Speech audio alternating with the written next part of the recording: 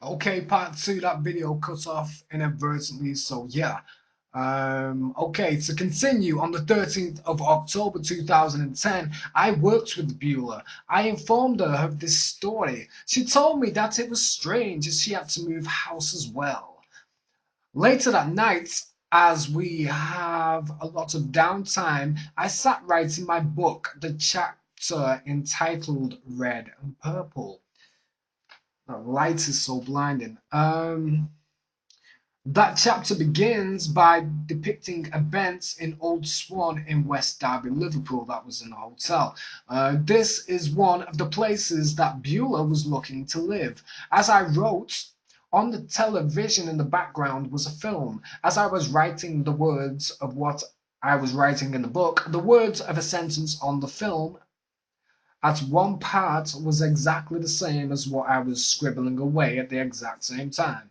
As I was doing this, Beulah was busying herself trying to complete a crossword puzzle. Unable to find the answer to one remaining question, she passed it to me to see if I could assist. On seeing the near complete puzzle, the first thing I noticed was the word Balmoral, related to 10 that ran straight through the middle of the crossword. As for the missing word, the question was messenger and the answer would be herald, right? So the question is messenger, right? So I'm getting the message here and the answer will be herald, which is what? Angelic connotations? Yeah. This lady called Beulah just out of nowhere, just like kind of coming giving me this while I'm kind of, you know, writing about red and purple. Okay. Pay attention. The first experience I had of real magnitude in relation to perfect synchronistic timing on a global scale occurred on the 13th of October 2008. Search my video, be 1013 Beyond Coincidence. There you go, baby. Thanks to the front cover of the Daily Mirror newspaper, here I was 2 years later holding this crossword puzzle straight out of the Daily Mirror newspaper. Let's see if I can give you a good view of this, okay? I can walk upstairs and I can go and get the actual newspaper as well, but let's see. Okay, so there's the newspaper straight through the middle is Balmoral. This top thing here, the question is messenger, the answer would be Harold. Okay, baby, let's continue. Um, Let me see if I can kind of zoom in on this. I could show you the date. There's another picture which has the date on it. Like I said, I can go and get this paper, and I probably will do at the end of this video. Okay, 13th of the 10th, 2010, baby. I don't need no deception. Get the point, right? Now let's take this story to its I can't see, to its further and true depth. When Veronica moved to the house in Beulah, she told me how, on the wall of the room that would be hers, was a poster of the professional wrestler Jeff Hardy. Jeff Hardy had recently joined the up-and-coming wrestling promotion TNA, Total Nonstop Action. I am and have been for many years a fan of TNA, and had given Veronica, then known to me as Mia, split personality lying bullshit, the rap name TNA, The Natural Anomaly, in 2009. TNA hosted the main event pay-per-view of the year, Bound for Glory, on 10-10-10. On that night, Jeff Hardy became the TNA champion, thanks to the interference from Hulk Hogan and Eric Bischoff, as they formulated the new clique, Immortal. This clique was slash is basically an imitation of the New World Order set up by Hogan and Bischoff in the WCW promotion in the 1990s. The biggest point in all of this is that from that night, Jeff Hardy became the self-proclaimed Antichrist of professional wrestling. See the picture for proof and do a Google search of your own if you wish. Well, do your Google search if you want to, but there you go.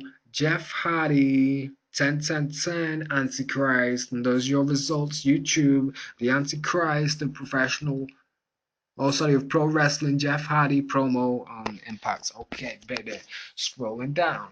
So all these things are linking in. Whilst reading Revelations, I'd already noted to myself how the Horde of Babylon is said to wear the colors purple and scarlet, and of course scarlet is red.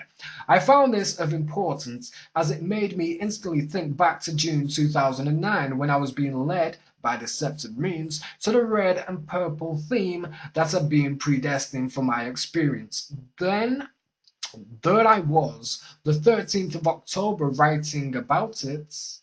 Yeah.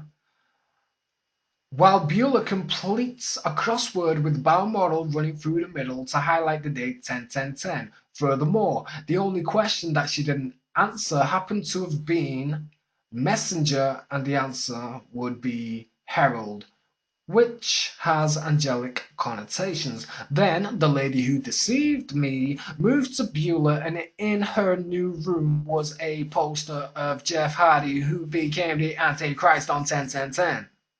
Okay, now all of this is 100% true and legitimate.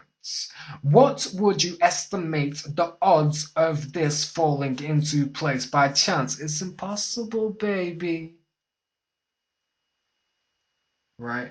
In about February of 2011, I broke ties with Veronica. I had tried to give her many chances to show me that she could be her word, but she continued to treat me with disrespect and take everything that I had done and was doing for her out of context and trying to make out like I was being bad towards her. One of her recurrent things to say when she would argue with me was, all you've done is save money, which by this point had worked out to be around $9,000, blatantly looking beyond the fact that within that I had worked 28 nights out of a possible 33 in late 2010 to pick up as much money as I could to ensure that her and her family did not go without. This included sending £900, roughly about $1,350, at Christmas time that covered all the bills for the house that I, up until that point, had paid near every penny on, money to prevent her sister going to jail due to debts that she owed, and money so that her nephews could have Christmas presents and not be without. For me to do all that and subsequently end up maxed out with a £2,500 overdraft was not the actions of a man who had only sent money. Or, phrased as it was towards me, other than money, what have you done for me?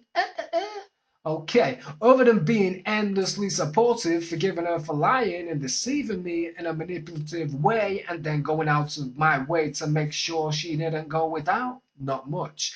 Being reacted to in this manner had become inexcusable to me and raised more and more questions about Veronica in my mind. Never more so than after these synchronistic events that fell into place as described in this chapter. Looking back retrospectively at the journey myself and Veronica had traveled in those near 2 years, the one thing that I could and had trusted was the synchronicity that I had experienced. Throughout, I had been very trusting and forgiving and always willing to give the benefits of the doubts to Veronica. But here I was analyzing these events, and there was only one message that was being portrayed to me clearly. The whole split personalities thing had become a threadbare reason for such contempt shown towards me, as under an honest and evaluative assessment there was no difference in characteristics. Still, many times I tried to make things work, but it became increasingly impossible. Since finding my name in the Bible described as it is, and realizing the magnitude and truth held in the Bible, Veronica, who knew the Bible well and who had regained her Christian faith to coincide with that, was now so short of excuses that it became ridiculous. Still trying to make it work in about January, after a week of arguing and barely talking to her, still wanting things to work if that was meant to be the path I was meant to walk, I expressed myself by stating something akin to, with all you have done against me, and knowing all I have overlooked and forgiven you for, who would love me more than you? In stating this, I referred to the story of Christ and the sinner who washed Jesus' feet while the Pharisee mocked. She accepted this, and I was comfortable within that if that was to be the case, but it wasn't. Veronica turned out to be a Pharisee, devoid of excuse, and I'd given her every chance that I could to show me otherwise. If this person truly loved me and wanted to be with me under these circumstances, what more could they want my attitude and mentality to be? It was a whole lot better than me lying about my identity, events that had taken place, and all the deceit that had been directed towards me. which is bigger than just what I raised here. I had to ask, why is this lady so obviously does not hold a deep rooted love in her heart for me, so adamant that she wants to be with me? Well, what I have to state about that is the devil doesn't go after the lost, and he doesn't go after his own.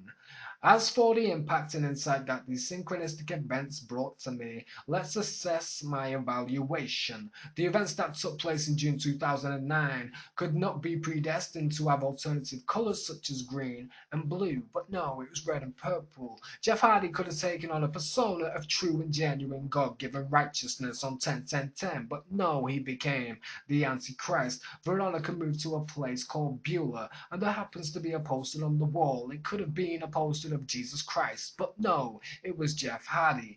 Beulah could have worked somewhere else, and I could have never have known her, but no, here she was working alongside me instead of one of my regular colleagues on the 13th of October 2010, completing a crossword with Balmoral running through the middle, with the missing question being messenger and the missing answer being herald. Does any of this look forced? Have I manipulated the information? No, right? So take all your fucking bullshit, devil, and you can go fuck yourself. Revelation, baby.